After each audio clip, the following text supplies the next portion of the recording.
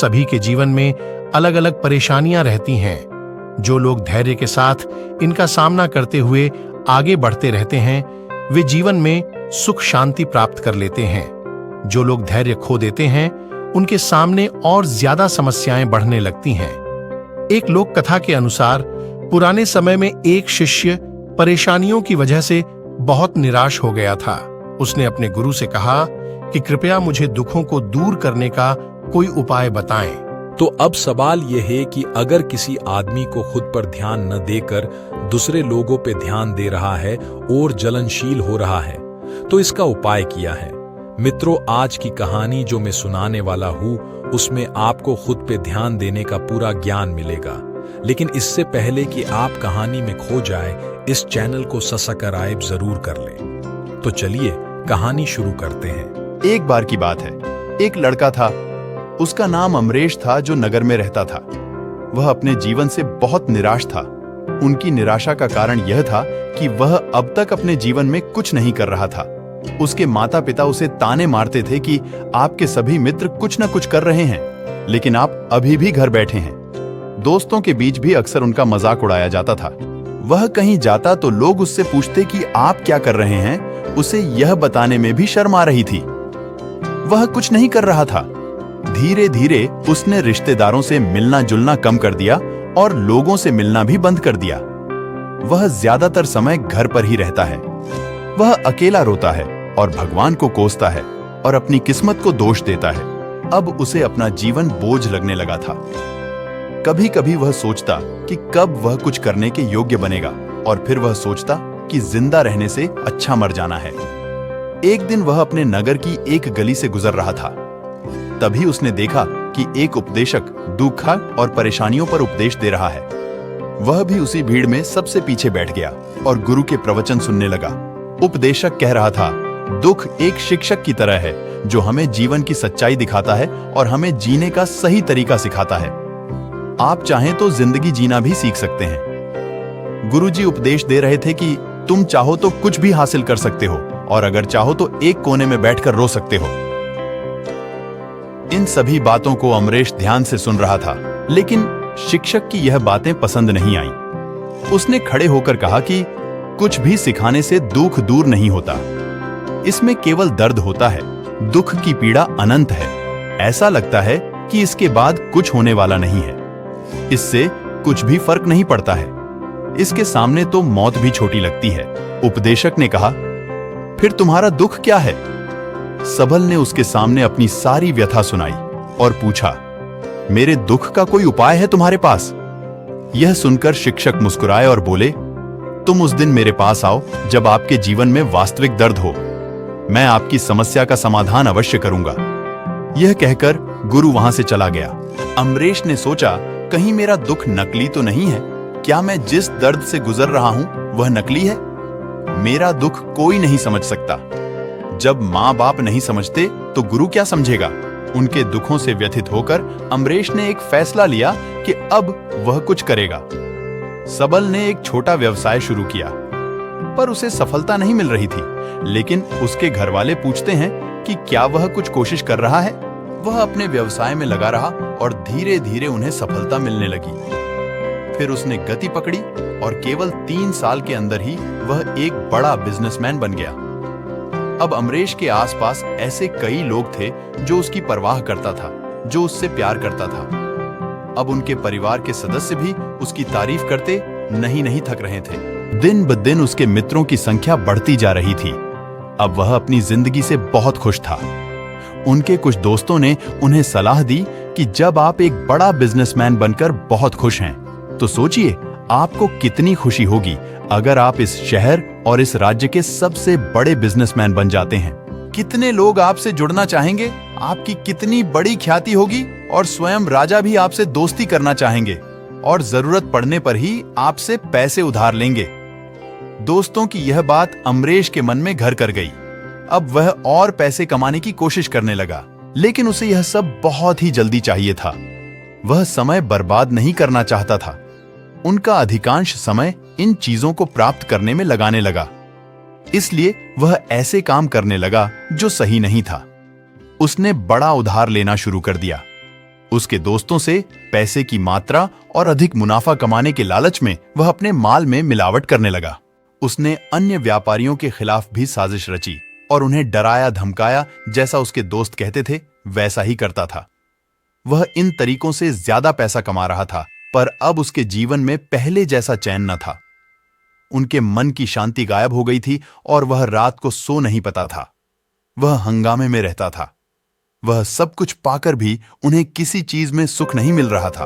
एक दिन अमरेश अपनी गाड़ी में कहीं जा रहा था।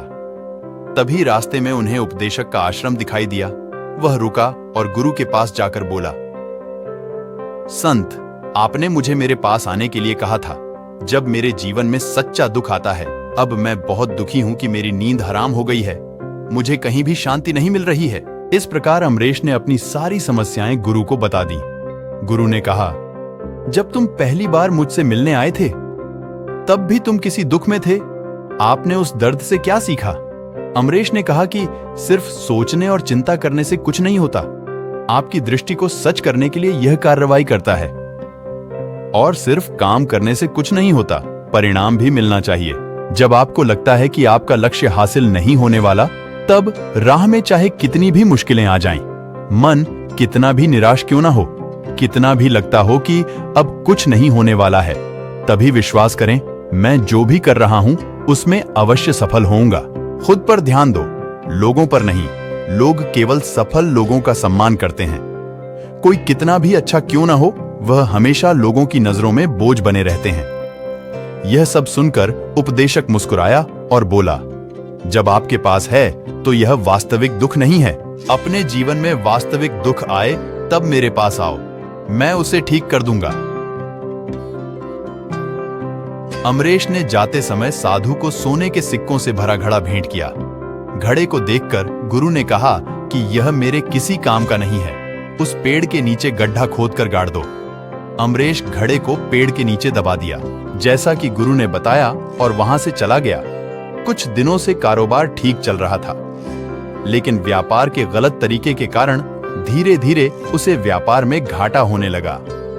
उसकी सारी दौलत धीरे धीरे खत्म होने लगी और एक दिन ऐसा भी आया जब उसके पास कुछ भी नहीं बचा और उस पर कर्ज का बोझ चढ़ गया था। परंतु वह निश्चिंत था, क्योंकि उसने अपना सारा कर्ज अपने दोस्तों से लिया था। उसने सोचा कि उसके दोस्त बुरे वक्त में उनके साथ खड़े रहेंगे, लेकिन ऐसा कुछ नहीं हुआ। जैसे ही बुरा वक्त आया, दोस्त पहले उससे कर्ज मांगने लगे। अगर उसने कर्ज नहीं लौटाया, उन्होंने उसे जान से मारने की धमकी भी दी। उनके सभी शुभचिंतक और प्रियजन उससे दूर हो गए।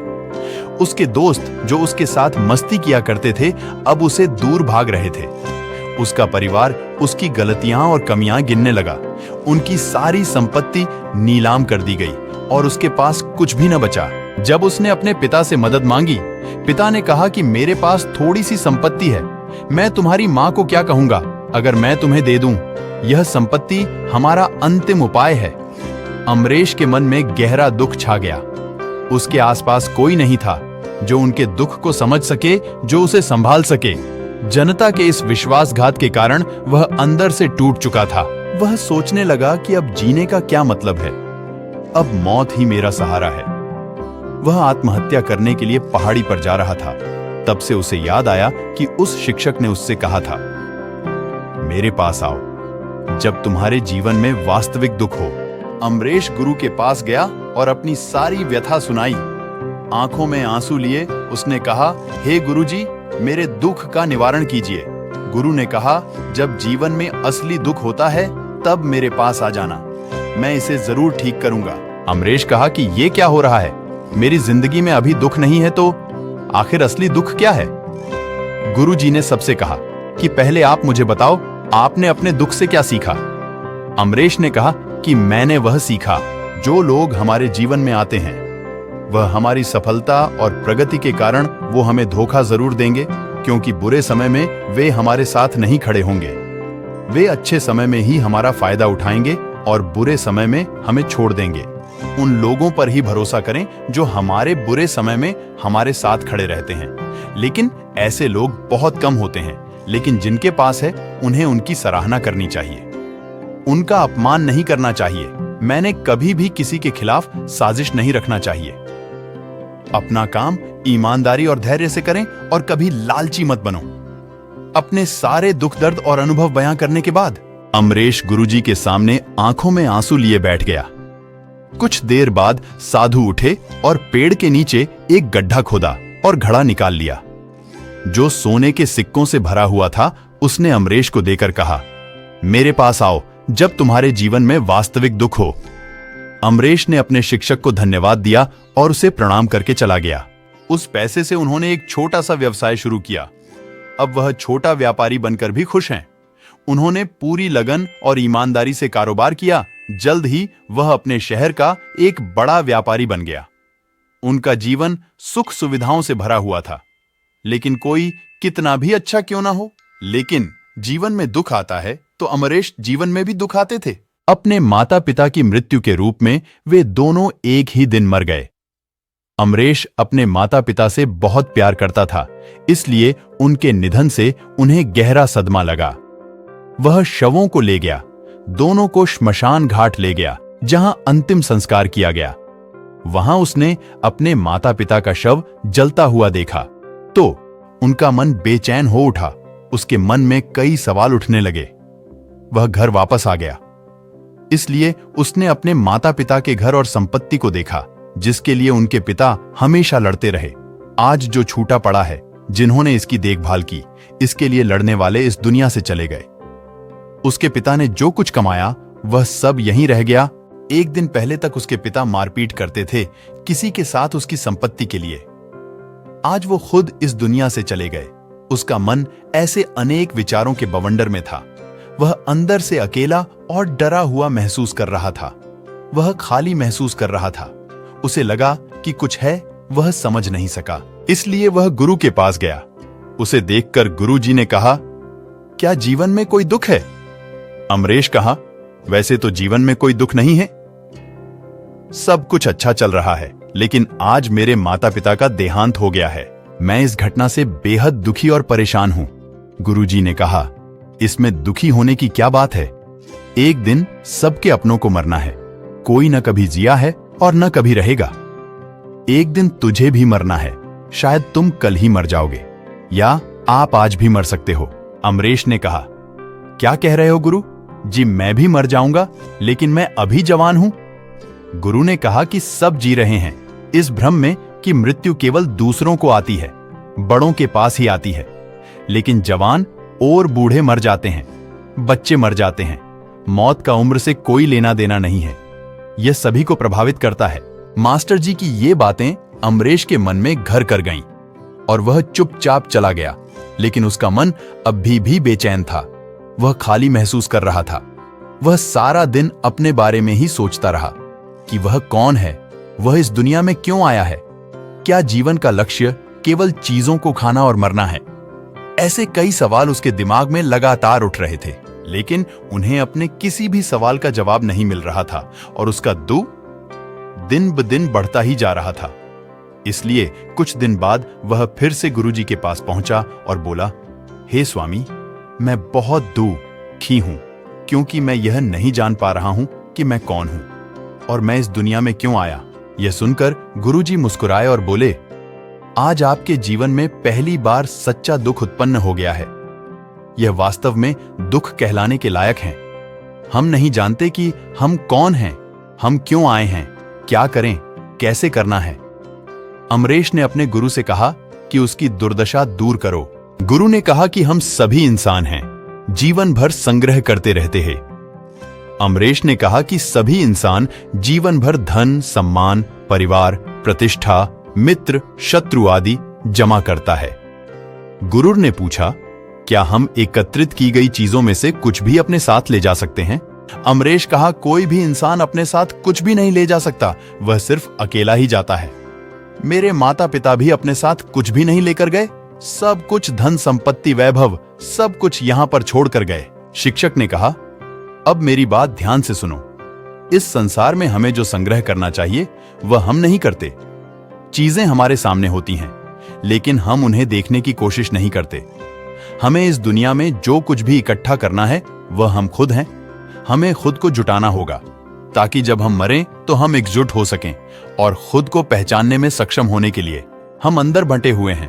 हम प्यार, नफरत, गुस्सा, ईर्ष्या में बंटे हुए हैं। क्रूरता, धन, स्थिति, प्रतिष्ठा, सम्मान, पहचान, धर्म, जाति, सैकड़ों हजारों ऐसी चीजों और इच्छाओं में हम विभाजित हैं और टुकड़ों में जीवन जी रहे हैं। इस विभाजन के कारण हमारी चेतना कभी एक नहीं हो सकती। हमारी चेतना शक्ति बिखरी हुई है, इसलिए हमारे पास इतना समय नहीं है, इतनी ऊर्जा नहीं कि हम मुड़ सकते हैं और अपने भीतर देख सकते हैं। वास्तव में धन, सम्मान और सुविधाओं का अभाव, लोग इसे दुख समझते हैं और जीवन भर के लिए जो दुख कहकर रोते रहते हैं और समाधान खोजने का प्रयास करते रहते हैं, उन्हें अपना समाधान कभी नहीं मिलेगा, क्योंकि जिसे लोग दुख कहते हैं वह वास्तविक दुख नहीं है। यह सिर्फ एक आदमी की इच्छा है। उसकी इच्छा कभी पूरी नहीं होती, इसीलिए व्यक्ति को कभी उनके प्रश्नों का समाधान नहीं मिलता। इसलिए इन सब से परे, यदि आप अपने दुखों का अंतिम समाधान चाहते हैं तो सबसे पहले खुद को समेटो। इस दुनिया से अपनी ऊर्जा वापस ले लो और इकट्ठा करो। अपने आप पर ध्यान केंद्रित करो, स्वयं पर ध्यान दो। अपने मृत्यु से पहले अपने आप को जानने की कोशिश करो, बिखरो मत। अमर ने कहा, तो गुरुजी, क्या हम इस संसार को छोड़ दें? हमारी सभी इच्छाओं को मार देना चाहिए। किसी से प्रेम नहीं करना चाहिए, धन संग्रह नहीं करना चाहिए, सम्मान की आशा छोड़ देनी चाहिए।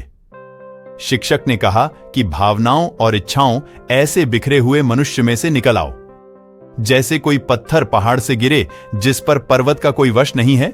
सिवाय देखने के परेशान होना और कुछ खोना, वैसे ही बिखरे हुए मनुष्य की इच्छाएं बेकाबू और दर्दनाक हैं।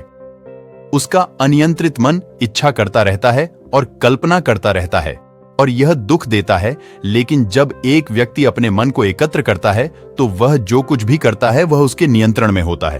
फिर उसकी इच्छा से इच्छाएं भी उत्पन्न होती हैं। अमरेश ने कहा कि आपने मेरे असली दुख का समाधान कर दिया। आपका बहुत बहुत धन्यवाद। अब से मैं खुद को समेटने, खुद को तराशने की कोशिश करूंगा। गुरुजी ने कहा कि मानव शरीर में बहुत ऊर्जा और शक्ति है, लेकिन यह फालतू के कामों में बटा हुआ है, बेकार की बातों में लगा हुआ है। यह एक बहुत ही शक्तिशाली मशीन की तरह है। एक बच्चे के हाथ में रखा जा रहा है और वह बिना सोचे समझे अपनी शक्ति बर्बाद कर रहा है और बिना किसी नियंत्रण के। इसीलिए इस शक्ति पर ध्यान दें, अपनी चेतना, और इसे इकट्ठा करें। अमरेश को अपने प्रश्नों का उत्तर मिल गया। उसने अपने गुरु का शुक्रिया अदा किया और चुपचाप चला गया। दोस्तों, उम्मीद है आपको ये कहानी पसंद आई होगी। अगर आपको ये कहानी पसंद आई हो तो अपने दोस्तों और परिवार के साथ जरूर शेयर करें और साथ में चैनल को सब्सक्राइब करना ना भूलें। आपका कीमती समय देने के लिए धन्यवाद।